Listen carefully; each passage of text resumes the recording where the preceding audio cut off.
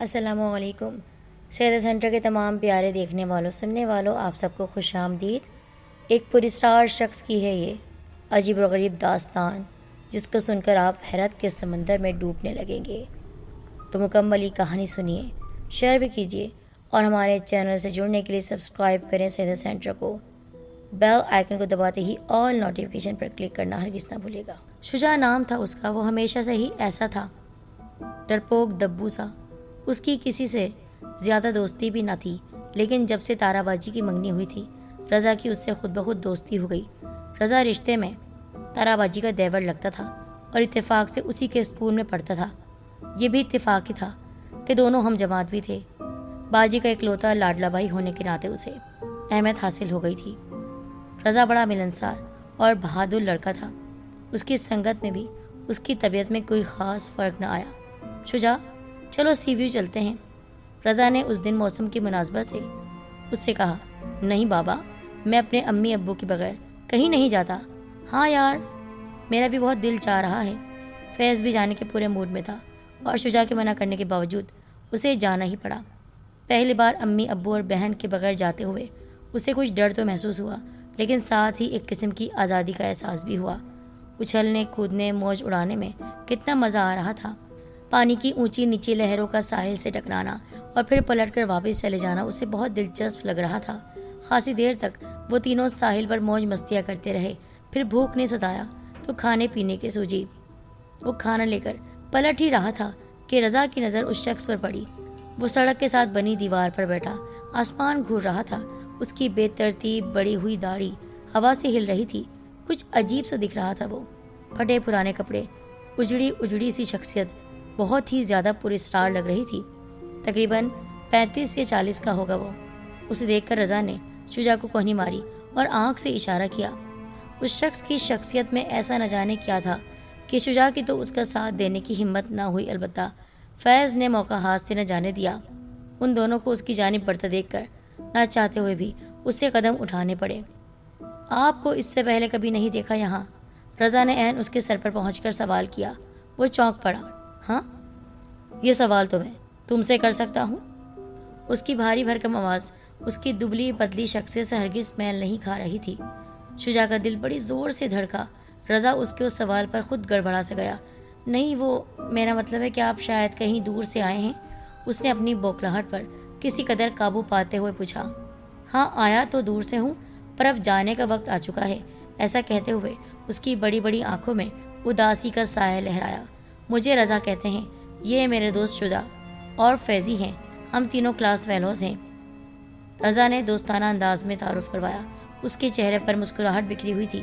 بہت محبت کرتے ہو ایک دوسرے سے، لیکن یاد رکھو، محبت میں بھی فاصلے رکھنے ضروری ہیں، ورنہ یہ محبت نگل لیتی ہے۔ رضا اس کے برابر میں بیٹھ گیا۔ شجاع اور فیض نے بھی اس کی تقلید کی، یعنی اس کے پیچھے پیچھے آ گئے۔ حیرت ہے، محبت بھی نگل لیتی ہے؟ فیض بڑبڑایا۔ ہاں، محبت بھی نگل لیتی ہے، تم دیکھ لو گے۔ پھر سے کچھ اداس ہو گیا وہ۔ لگتا ہے آپ بہت دکھی ہیں، آپ نے عمر بھر تکلیفیں اٹھائی ہیں۔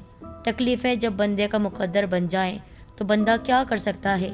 ہم سب خدا کے فیصلوں کے غلام ہیں۔ اس نے ایک سرد آہ بھری اور آسمان کی جانب دیکھا۔ اس کے کام بڑے عجیب ہوتے ہیں، بندوں کی عقل سے بالاتر۔ جیسے ابھی اگر میں یہ کہوں کہ تم تھوڑی دیر بعد اس سمندر کے لہروں میں کھونے کی کوشش کرو گے پر بچ جاؤ گے، اور تمہارا یہ دوست دیکھنے میں کتنا احمق سیدھا سادہ سا نظر آ رہا ہے، ایک قتل بھی کر سکتا ہے، اور تمہارا وہ دوست ایک بڑی کمپنی کا مالک بن جائے گا، تو شاید نہیں، یقیناً تم مجھے پاگل سمجھو گے، لیکن دوست، یہ کام میری یا تمہاری مرضی سے نہیں ہوتے، یہ تو اس کے فیصلے کے غلام ہیں۔ اس نے کہہ دیا اور کام ہو گیا۔ اس نے نہ چاہا تو بنتا کام رک گیا۔ شہادت کی انگلی آسمان کی جانب اٹھاتے ہوئے وہ بہت بے چارگی سے آسمان تک رہا تھا، جیسے رحم کا طلبگار ہو۔ شجاع اور قتل! اب تک اس نے تو ایک چڑیا بھی شکار نہیں کی، اور قتل! فیض سچ مچ اب اس شخص کو پاگل سمجھ رہا تھا۔ وہ شجاع کی پیٹھ پیچھے ہلکے ہلکے کھی کر رہا تھا۔ شش! شجاع نے منہ پر انگلی رکھتے ہوئے اسے خاموش رہنے کا اشارہ کیا۔ اس کو فیض کا ہنسنا ناگوار گزر رہا تھا۔ اچھا، اب ہم چلتے ہیں، کافی دیر ہو گئی ہے۔ شاید رضا کو اس شخص کا مشکوک انداز خوف میں مبتلا کر رہا تھا، بس اتنا کہتے ہی اٹھ کھڑا ہوا۔ میرا بھی اب جانے کا ٹائم آ گیا ہے دوست۔ وہ شخص بھی اٹھ کھڑا ہوا اور اس نے سمندر کی جانب قدم بڑھانا شروع کر دیے۔ وہ تینوں حیران سے کھڑے اسے جاتا دیکھ رہے تھے۔ یار یہ کہاں جا رہا ہے؟ فیض نے رضا سے پوچھا۔ پتہ نہیں، لیکن مجھے محسوس ہوتا ہے کہ اس کے ارادے کچھ ٹھیک نہیں ہیں۔ رضا گمسم سا کھڑا بولا۔ تو تمہارا مطلب یہ ہے کہ یہ شخص خودکشی کرنے جا رہا ہے، پانی میں ڈوبنے؟ مطلب نہیں، مجھے یقین ہے کہ یہ شخص مرنے جا رہا ہے اور میں اسے ایسے مرنے نہیں دوں گا۔ اتنا کہتے ہی رضا نے اس شخص کے پیچھے دوڑ لگا دی جو اب ان سے خاصی دور سمندر کے بالکل نزدیک پہنچ چکا تھا۔ رضا! شجاع اور فیض ایک ساتھ چیخے تھے، لیکن جیسے اس نے سنا ہی نہ تھا۔ وہ تیزی سے اس شخص کے پیچھے دوڑ رہا تھا۔ شجاع اور فیض بھی اب رضا کے پیچھے لپکے۔ وہ شخص اب پانی کی لہروں میں بڑھتا چلا جا رہا تھا۔ اس کی کمر تک پانی پہنچ چکا تھا، جبکہ رضا بھی پانی کے نزدیک جا پہنچا تھا۔ رکیے بھائی، سنیں! وہ صدائیں لگاتا جا رہا تھا، پر شاید وہ شخص تو جیسے سننے اور سمجھنے کی صلاحیتوں سے محروم ہو چکا تھا۔ وہ اب بھی بدستور پانی میں آگے بڑھتا جا رہا تھا۔ اتنے میں پانی کا ایک بڑا سا ریلا آیا اور پھر وہ شخص جیسے پانی میں ہی کہیں گم ہو گیا۔ ساحل کے نزدیک رش کچھ زیادہ نہ تھا، لیکن ایک شخص کے پانی میں ڈوبنے کا عمل لوگوں کو اکٹھا کرنے کے لیے کافی تھا۔ شجاع اور فیض ساحل پر کھڑے تقریباً روتے ہوئے رضا کو آوازیں دے رہے تھے، اس لیے کب رضا سمندر میں دور ڈبکیاں کھاتا نظر آ رہا تھا۔ پلیز کوئی ہمارے دوست کو بچاؤ، پلیز ہیلپ! ایک مضبوط جسم والا شخص رضا کو بچانے کے لیے ہاتھ پیر مارتے ہوئے پانی میں چھلانگ لگا چکا تھا۔ شام کا دھند لگا اب رات کی تاریکی میں بدل رہا تھا۔ ساحلی سڑک کی لائٹیں روشن ہو چکی تھیں، لیکن رضا کا ابھی تک کوئی پتہ نہ چلا تھا۔ نہ جانے وہ اچانک کہاں غائب ہو گیا تھا۔ فوری طور پر ریسکیو ٹیم بھی پہنچ گئی۔ ماہر تیراک رضا کی تلاش میں پھیل گئے۔ رضا کے وجود کو اٹھائے سمندر سے برآمد ہوئے۔ یہ ابھی زندہ ہے، انہوں نے تسلی دی۔ پہلی بار امی ابو کی اجازت کے بغیر سی ویو کی یہ تفریح شجاع کو بہت بھاری پڑی تھی۔ اس حادثے کے بعد رضا ہفتے بھر اسکول نہیں آیا۔ ان تینوں کے ذہن میں اس حادثے کا خوف سوار ہو گیا تھا۔ وہ عجیب سا شخص جو ان کی نظروں کے سامنے سمندر برد ہو گیا، سمندر میں غائب ہو گیا، ان کے حواسوں پر بھوت بن کر سوار تھا۔ وہ یقیناً انسان نہیں تھا۔ انسان ہوتا تو اتنے آرام سے سمندر میں چلا جاتا۔ خیر وقت کا تیزی سے چلتا ہوا دہارا انسان کو کہاں سے کہاں لے آتا ہے۔ رضا آج ایک بڑے کالج میں اردو کا پروفیسر تھا۔ اسکول کے زمانے میں اسے اردو سے کوئی خاص رغبت نہ تھی، لیکن وقت گزرنے کے ساتھ ساتھ اردو لٹریچر اس کی شخصیت میں رچ بس گئی۔ شاعری میں اس کا کوئی مقام نہ تھا، رائٹر بھی بن چکا تھا۔ نہ جانے کتنے شاگرد تھے۔ فیض اسکول کے زمانے ہی سے کرائے کے مکان میں رہتا تھا۔ اس کے والد ایک مقامی کمپنی میں عام سے آفیسر تھے۔ فیض اپنے اخراجات کے لیے کالج کے زمانے سے ہی ٹیوشنز پڑھاتا رہا۔ اس زمانے میں تھوڑے بہت پیسوں کو جمع کر کے اسے شیئرز خریدنے کا چسکا پڑ گیا۔ یہ شیئرز کا کام بھی بڑا عجیب ہوتا ہے، کبھی انسان کو ترقی کی بلندیوں پر پہنچا دیتا ہے تو کبھی غربت کی پستیوں میں۔ فیض کے ساتھ بھی کچھ ایسا ہی ہوا۔ اس کے خریدے ہوئے شیئرز کے دام بڑھتے گئے۔ اس نے یار دوستوں سے قرضہ لے کر کچھ اور شیئرز خرید لی اور اس طرح اس کے منافع کی رقم بڑھتی گئی۔ بزنس کے حلقوں میں اس کی لک کے چرچے ہونے لگے۔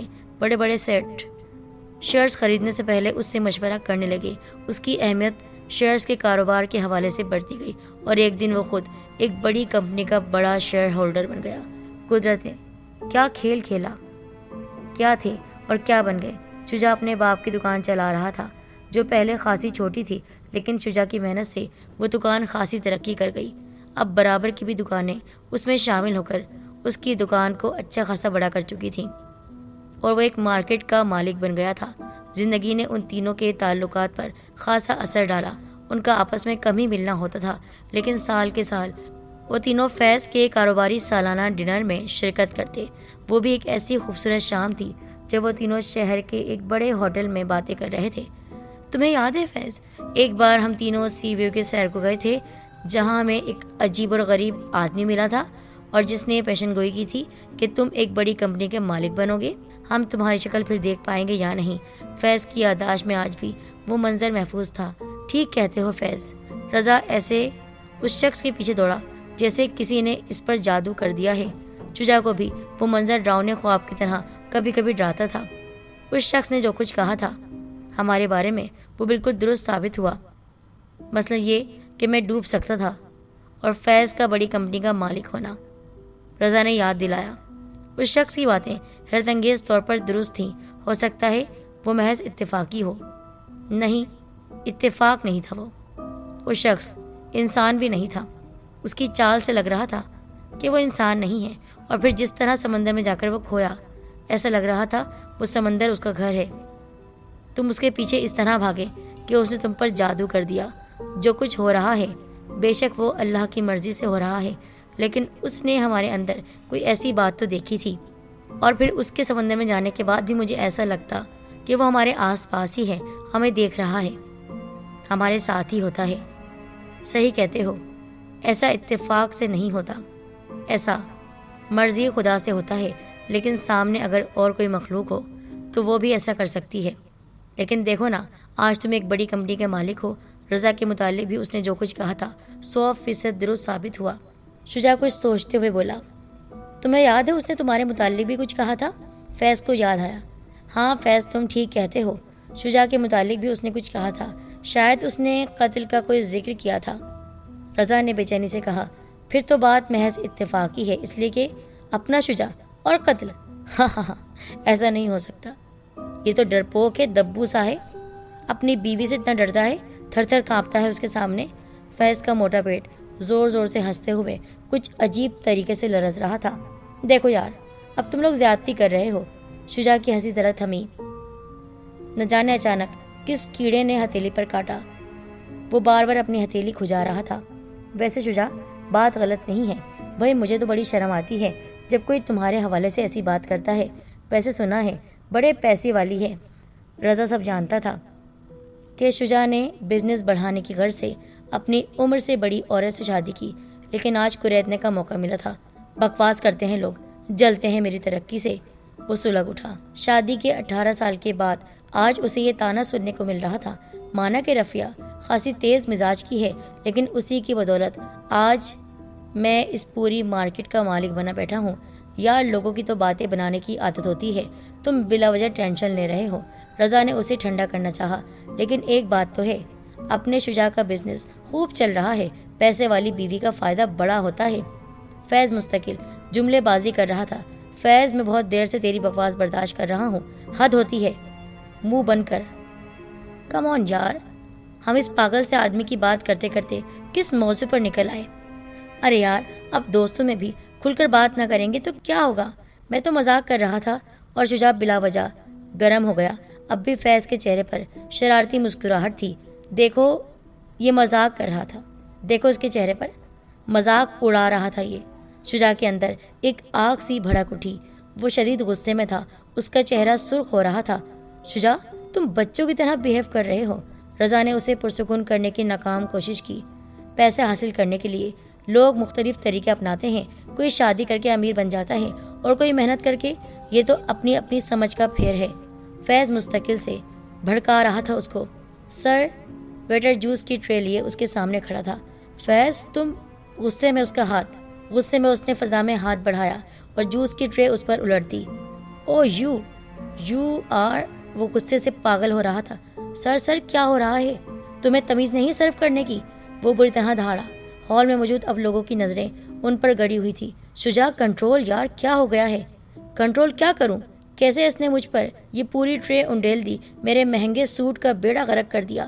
وہ اپنی کرسی سے کھڑا بآواز بلند اپنے غصے کا اظہار کر رہا تھا۔ سر، غلطی میری نہیں، آپ نے، اس سے پہلے کہ ویٹر کچھ اور کہتا، شجاع اس پر برس پڑا۔ شجاع! رضا اور فیض اسے چھڑانے کی ناکام کوشش کرتے رہے۔ ہوٹل کے ملازمین بھی دوڑے آئے تھے، لیکن شجاع کسی کے قابو میں نہیں آ رہا تھا۔ ویٹر کی گردن اس کے مضبوط بڑے بڑے ہاتھوں کے شکنجے میں تھی اور تھوڑی ہی دیر میں ویٹر کا مردہ جسم زمین پر پڑا تھا۔ شجاع، یہ کیا کیا تم نے؟ اسے مار ڈالا، قتل کر دیا تم نے اسے؟ رضا تقریباً روتے ہوئے اسے جھنجھوڑ رہا تھا اور وہ حیرت سے اپنے ہاتھوں کو گھور رہا تھا، ان ہاتھوں کو جو شاید اس کے اپنے نہ تھے۔ اس پراسرار شخص کی یہ پیشن گوئی بھی درست ثابت ہو گئی۔ وہ دراصل ان کے آس پاس موجود تھا۔ جس کیڑے نے اسے کاٹا تھا وہ اسی کیڑے کی صورت میں ان کے آس پاس ہی تھا۔ یہ بات اسی دن کی ہے جس وقت وہ لوگ ساحل سمندر پر اس کو چھیڑنے آئے تھے۔ وہ چھڑ گیا تھا۔ خاموشی سے وہ جن اپنی دنیا کی طرف دیکھ رہا تھا۔ اسے اس کی دنیا سے نکال دیا گیا تھا۔ وہ غصے میں تھا لیکن ان کے سامنے کچھ بھی ظاہر نہیں کرنا چاہتا تھا۔ آ کر ان لوگوں نے چھیڑا تو اس نے وہ سب کہہ دیا جو ان کے ساتھ ہونے والا تھا۔ ویسے تو ہر کام میں اللہ کی مرضی ہوتی ہے، لیکن کچھ کام انسان اور جنات کراتے ہیں، ان کے شر سے ہوتے ہیں وہ کام۔ کس طرح ان کا کاروبار بڑھا، کس طرح ان کی شادی ہوئی، کس طرح وہ امیر بزنس مین بن گئے، اور کس طرح اس ڈنر میں وہ سارے مل کر بات کر رہے تھے۔ غصہ بھی بھڑکانے والا وہی تھا، وہ شر پھیلا رہا تھا ان کے درمیان، اور آخر میں جو اس نے پیشن گوئی کی تھی کہ شجاع قاتل بن جائے گا، تو اس نے قتل کر دیا۔